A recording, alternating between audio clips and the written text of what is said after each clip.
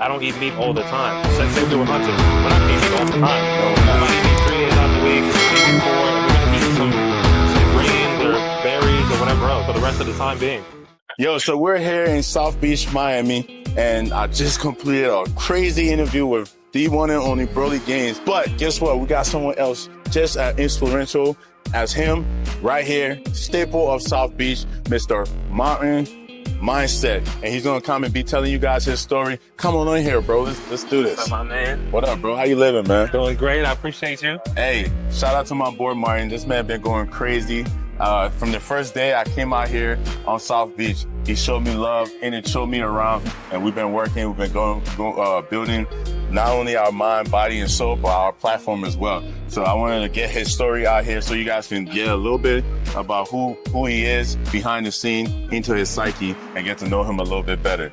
All right, Appreciate Mr. that. Martin Mindset. First of all, where did the name come from?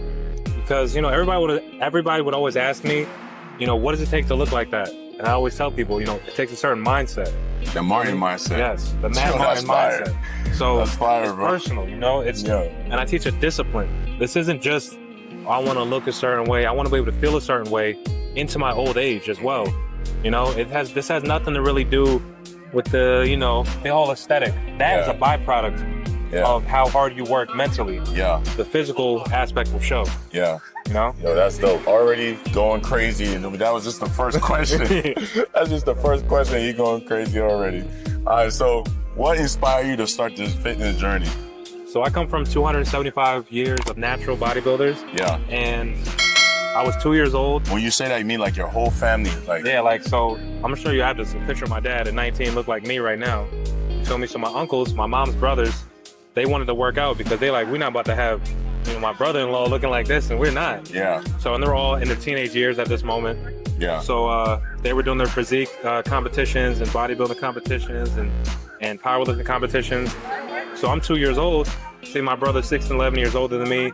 My dad, all my uncles, and about 7 of my cousins working out. So, you know, as a kid, I'm like, all right, I guess we all work out. All the men working out, you know. So it just established that mindset that this was the norm. It was engraved in your family. You gotta work out. Yes. You gotta stay in shape. You gotta look like a capable man. Yeah. Okay, that's dope. So that's what inspired you to start, and you started at an early age. Yeah, I started too. So if you can quantify the amount of time you've been working out or your fitness journey, what would you say? 29 years. 29 years, and you're 29. No, I'm 31 now. 31. Yeah. So you started at 2. Yes. Jesus Christ. That's it. That's You ever see those kids on Instagram and TikTok? You'd be like, oh, my kids are gonna. Yeah, that was me. That was you. My niece started at 6 months. Wow. You know, my brother got a whole gym in Pennsylvania in the Poconos. So you guys hear that? So your brother owned the gym. Yes, he owns the gym. Started at 2 years old. Started training, and his physique is phenomenal. What percentage are you saying that right now? I'm not too sure. I would say I hang around like 7 to 10. 7 to 10? Yeah, maybe 7 to 9. That's above, way above average for a meal. It could be lower depending on the part of the body as well. Mm-hmm. You know, we hold the most right here. Yeah. Feel me? So it could be, I'd probably say 7 and then maybe 10 right here. Okay. You know? So what do you love about this environment, like Miami, being out here, training out here? So what I love about this is like, this is like I guess you could say a college setting. Yeah. And an adult playground. People from all over the world come here, you know? Mm-hmm. Germany, Austria, Australia, Canada, like, so right here is, you know, this is the hub, and where people come to conjugate and, you know, network and meet other people. And I live 3 blocks from here, so it's like, you know, it's part of your community. Yeah. And matter of fact, you are one of the staples of South Beach. Yes, I run classes out here. We run a class over here. Mm-hmm. Then back over here, I run the mobility boot camp and breathwork class. So I like to have a nice, well-rounded class, you know. And then next week we're actually going to be shooting a TV show over here, a UK TV show. They're going to come over here. They asked me and a couple other people to be in it, so that's fire, bro. Well. Congratulations. Thank you. I appreciate that. You know, go to the UK after that. So that's dope. Back.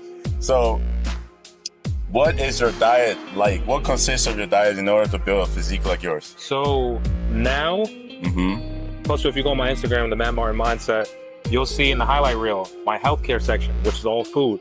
When I moved to LA, I was shopping in Brentwood, and I would go buy like dates and like, you know, the real apple, bro. I like a bag of apples was like $20 In LA. Yeah, bro. Wow. Not these, but these were like the real. Oh, it was like organic. No wax on your apples, Yeah. none of that. Yeah. You know, so there was that. I would go buy some fresh salmon. You could tell because I went and bought some regular salmon afterwards. It tastes gray. You could like taste the grayness. Mm-hmm. I don't understand how, but your body knows.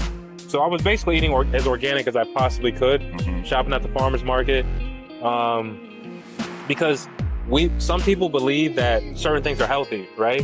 But I always tell people you want to eat based off your blood type, your body type, where your parents come from, where you live, and what's in season. Who you are. Yeah, with those 5 things, it'll be different for everyone here. Everyone out here will be different for all of us. And if you really think about it, that's how our ancestors lived, right? Yeah. Because they didn't have access to a grocery store that had everything, a surplus of food. And it's funny you say that. That's exactly how I eat, as if there were really no grocery stores. I eat like a flexitarian, I guess they call it, where I don't eat meat all the time. Say we were hunting. We're not gonna eat meat all the time. No, we're not. We might eat meat 3 days out the week, maybe 4, and we're gonna eat some greens or berries or whatever else. Yeah. For the rest of the time being. Right. So for me, I eat since my mom's from Barbados, my dad's from Jamaica, I eat a lot of fruits. Yeah. I eat more of like, I guess you could call it pescatarian, keto Tropical. type of diet. Yeah. You know? Yeah. Yeah, tropical diet. Yeah. So that's profound that you said, because it's so true. Even with me, I got family members that are still in Africa, like cousins that are in the village, and they eat meat maybe like twice a week because they're actually like hunting and bringing this thing down in order for them to consume it. So if you look at that and you adapt that into your lifestyle and back away from the surplus of consumption that, you know, today's society has us doing, you can literally just be in shape. Yeah. Without even really working out like that. Exactly. Because your body doesn't have to fight off all the impurities. Yes. You know, and I've noticed when I started cutting down on the amount of meat that I eat, I've noticed that my body functions better, which means you want to be as light as you can on your digestive system. You don't necessarily have to eat. I'm not saying don't eat meat, because I eat meat, but I'm saying like you don't need it every day, 3 times a day. Situations like that. Be mindful. Yeah, be mindful of what you're doing. You know, be mindful of consumption, and think about it like, let's say, because a lot of people want to eat steak late at night, right? It's gonna take energy to break that down, and then you also gonna need to utilize energy to heal your body from whatever you did today. Yeah. So now you're gonna sleep longer. I notice when I do my 3-day fast, I don't sleep any longer than about 4 hours, and that was weird for me in the beginning. I lay there for like a whole hour doing breath work, aiming to go back to sleep. My body was like, nah, just get up. So you fast as well? Yeah, I do. How often do you fast? I do intermittent fasting just about every day. Every day. I break my fast usually with fruit, unless it was a day where, let's say I did legs the day before, and like I did, or anything strenuous. I'm out here, say 16 hours. Yeah. Then I will make sure that I break my fast with something a little heavier. I go based off what my body wants. Yeah. But you can only really know what your body wants by detoxing, you know, and then just giving your body, like for instance, purple sea moss helps detox, and the gold sea moss helps rebuild. Yeah. You know, so things like that. I detox and I rebuild. I detox and I rebuild. Then I so listen to my body. you're also into like the holistic, the sea moss, the natural herbs as well. Yes. And okay, Definitely. So what started you on that journey? I started on the journey from the fact that when I was younger and I would always be breaking out. Yeah. You know, you eating what your parents cook. I'm over here eating a whole bunch of Goya, this, that, and the third, not realizing that's what's making me break out and clogging up my body. I'm like, damn, I wish I had money to buy Proactive. Like, if you would just stop putting the stuff in your body. Toxic. Yeah. But I didn't understand that as a kid because nobody tells you. Yeah. Especially from like Africans and Caribbean's descendants. Yeah, you gotta. Food is great, but your body is like, no, man. My mom used to cook. I remember she make eggs, right? Glob of butter, bro, like this, big glob In there. I'm like, damn. Yeah. I never used to do it, but I mean, it tastes good though, you know, because we eat based off what our taste buds want. We don't eat based off of what we actually need. Yeah. You know, like late at night, sometimes I get sugar cravings. So you know what I do? I get dates and I put them in my freezer. So instead of me going to buy a candy bar or something that I know is, you know, slowly gonna help me dissipate, Yeah. I would eat that, and it's actually better for you. And I noticed I don't eat the next day until, like, say I ate like 10 of them. Mm-hmm. I don't eat the next day until about 3, 4, 5 p.m. Oh. Yeah. And I'll be out here running my class maybe 7:30, 8:30 in the morning, out here in the sun, chilling, maybe go ride 10 miles on my bike, still not eating. Okay. All right. So that's profound, man. And I agree 100%. It's crazy how like similar mindset we all are, even though we have different practices to build our bodies, right? But deep down, the mindset and the mentality is still the same. Yeah. Like we just use different vehicles to get to the end goal. Mm-hmm. What would you recommend? What would you say as an advice to your younger self to get you to where you are in life right now, faster? I would say that starting with mobility is the foundation of everything. You can't overwrite that, you know? So when you hit a plateau, instead of you breaking down, you will take a step back, start over, you know, focus on the basics. That's really what it comes down to. Mastering the basics. When you master the basics, like for instance, I'm about to go back on my YouTube and start doing some basic stuff. I'm gonna do a 5-minute push-up on my knees. Yeah. You know, most men would be like, oh, that's a push-up on your knees, that's for girls, so do it for 5 minutes. So that's something I would tell me, to go back and master the basics, you know? Work on the Keep foundation. it simple and consistent. See, that's profound, guys, because here's the thing, right? Your foundation is going to determine as high as you go, right?